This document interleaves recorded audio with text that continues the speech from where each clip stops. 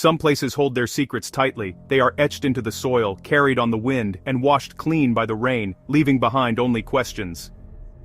One such place is a hill in Brazil, a place that became the permanent monument to an impossible event. The story begins on August 20th, 1966. On Vintém Hill, overlooking the city of Niterói, a storm had settled in. The rain was relentless, turning the steep footpaths into channels of mud and blurring the world into a palette of greens and grays. It was on this hill that a local boy, out to fly his kite in a brief lull in the weather, stumbled upon something that did not belong. Something that would pull this quiet corner of the world into the orbit of one of the most baffling, unsolved mysteries of the 20th century. Lying in a small, cleared patch of undergrowth were the bodies of two men.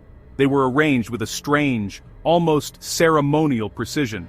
Side by side, on a bed of flattened leaves, as if they had simply laid down to rest.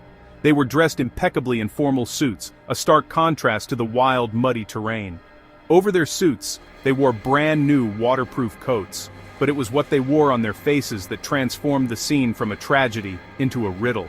Covering their eyes were masks, not elaborate or decorative, but crude, ominous plates of lead, seemingly cut by hand. They resembled a grotesque parody of spectacles, held in place with simple straps. When authorities arrived, the scene only deepened the confusion. There were no obvious wounds, no signs of a struggle, no footprints other than their own. The ground around them was pristine. It was a scene of profound, inexplicable stillness. The initial puzzle presented to investigators in 1966 has not yielded to time. It has only calcified, becoming harder, more resistant to explanation with each passing decade. To understand the mystery, we must first understand the men. They were identified as Manuel Pereira de Cruz, age 32, and Miguel José Viana, age 34. They were not locals. They lived and worked over 200 kilometers away in the town of Campos dos Goitacazes. Both were married with children. Both were respected electronics technicians, running their own small, but successful repair shop. They were men of science and logic, grounded in the world of circuits, signals, and frequencies. Their lives were ordinary, until they weren't. On the morning of August 17th, 3 days before their bodies were found, they told their families they were driving to São Paulo to buy electronic parts and a used car. It was a routine business trip. Except it wasn't. They never went to São Paulo. Instead, they boarded a bus to Niterói, arriving at 2:30 in the afternoon. Their movements from that point on were a series of deliberate, cryptic actions. Their first stop was a local shop where they purchased the 2 waterproof coats they would be found in. Then, they went to a bar. The waitress there remembered them. She noted Miguel seemed very nervous, frequently checking his watch. They bought a single bottle of water and kept the receipt, a detail that would later prove significant. They were the last people known to have seen them alive. From the bar, they walked toward Vintém Hill. 2 men, dressed for a business meeting, carrying new raincoats, heading into the wilderness as a storm gathered. When their bodies were discovered, the scene was not just one of death, but of preparation. Alongside them lay an empty water bottle, a packet of 2 towels, and a small notebook. And inside Miguel's pocket, a note that offered not answers, but a script for their final hours. It was a set of terse, clinical instructions. 16:30. Be at the agreed place. 4:30 in the afternoon. An appointment. 18:30. Swallow capsule. 6:30 in the evening. A directive to ingest an unknown substance. After effect, protect metals.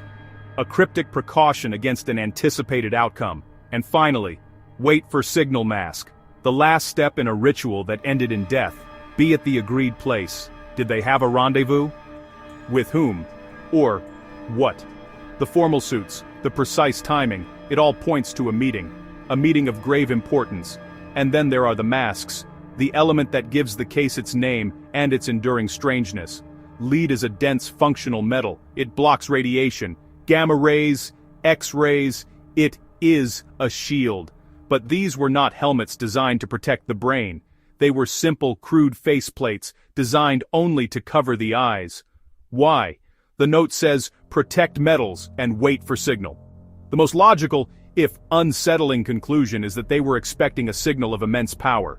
A flash, the searing glare of some unknown phenomenon. The masks were not for radiation in the conventional sense, but for light. A light so brilliant it would be dangerous to witness unprotected. They were a twisted, desperate form of welder's goggles. As electronics technicians, Manuel and Miguel were intimately familiar with lead. They used it every day in their work, in the form of solder. Crafting these masks would have been simple for them. It suggests they were not just following instructions, but actively participating, using their own skills to prepare for the event. The note, the masks, the location, they are the ingredients for a host of theories, each more disquieting than the last. Was this a clandestine scientific experiment gone horribly wrong? A rendezvous with a UFO, culminating in a fatal encounter? Or a ritual for some esoteric cult, promising transcendence but delivering only death? The obvious question is why toxicology didn't solve the case. The note explicitly mentions swallowing a capsule.